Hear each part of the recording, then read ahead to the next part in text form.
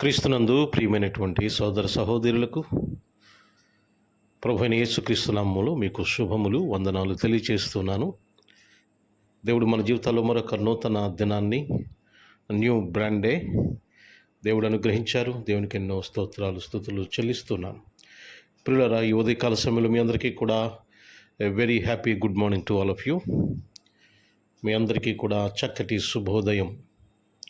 దేవుడు ఈ యొక్క రోజంతటిలో తన కృపా కాపుదలను అనుగ్రహించి దేవుడు మనలందరినీ దీవించలాగా ప్రార్థన చేస్తూ ఉన్నాను. ఈరోజు దేవుడి యొక్క వాగ్దానం మన జీవితాల కొరకు ఏమి వ్రాసారో మనం జ్ఞాపకం చేసుకుందాం. యోబు గ్రంథము 8వ అధ్యాయము 22వ వచనంలో ఈ విధంగా వ్రాయబడింది: ఆయన నీకు నోటి నిండా నవ్వు కలుగ చేయును. ఆయన నీకు నోటి నిండా నవ్వు కలుగజేయును అనే మాట యోబు గ్రంథంలో రాయబడింది. 8:22 వచనంలో. ప్రియులారా, మనకి నవ్వు ఎప్పుడు వస్తుంది? నోటిలో మనం సంతోషంగా ఉన్నప్పుడు మనకి నోటిలో నవ్వు వస్తుంది. విచారంగా ఉన్నప్పుడు, దిగులుగా ఉన్నప్పుడు, కోపంతో ఉన్నప్పుడు, మరి ఏ ఇతర సందర్భాల్లో నవ్వు రాదు. దయచేసి గమనించండి, మనం సంతోషంగా ఉన్నప్పుడు మాత్రమే మనకి నవ్వు వస్తుంది. మన ముఖం నవ్వుతూ కనిపిస్తూ ఉంటుంది.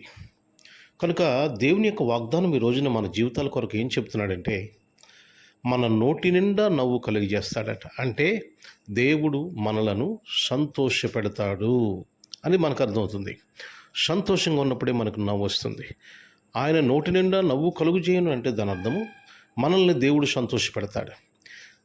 మేలుల చేత, ఆశీర్వాదాల చేత, దీవెనల చేత, ధైర్యము చేత, విశ్వాసము చేత, నిరీక్షణ చేత దేవుడు మనలను సంతోషపెడతాడు. దేవుడు నిరాశ నిస్పృహలు ఉంటే నవ్వు రాదు, భయముతో ఉంటే నవ్వు రాదు, ఆందోళనతో ఉంటే నవ్వు రాదు. కనుక ఆ దేవుడు అవన్నీ తీసివేస్తాడు. తీసివేసినప్పుడు మనకి సంతోషం కలుగుతుంది. ప్రియమైన సహోదరి సహోదరులారా, ఈరోజు నువ్వు ఎదుర్కొనే సమస్యలు బట్టి నిరాశ నిస్పృహలు ఉన్నావా?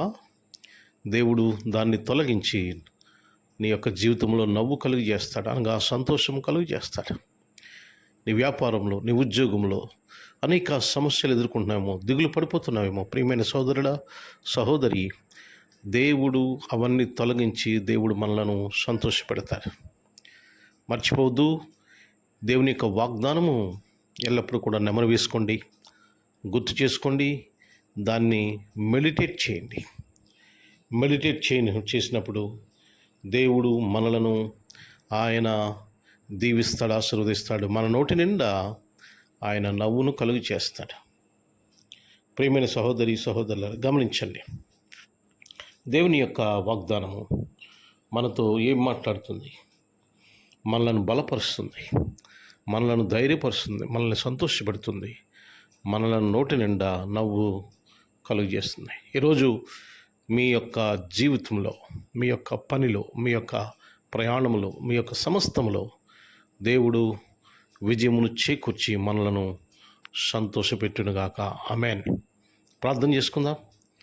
మిక్కిలి కృప కనికరము కలిగిన మా తండ్రి, మీ ఘనమైన శ్రేష్టమైన నామానికి వందనాలు చెల్లిస్తున్నాం ప్రభువా. ఈరోజు మరొక నూతన దినాన్ని మా జీవితాలు మీరు అనుగ్రహించినందుకు వందనాలు దేవా. ఈ దినమంతటిలో మీ కృప అనుగ్రహించండి, మేలు చేయండి ప్రభువా.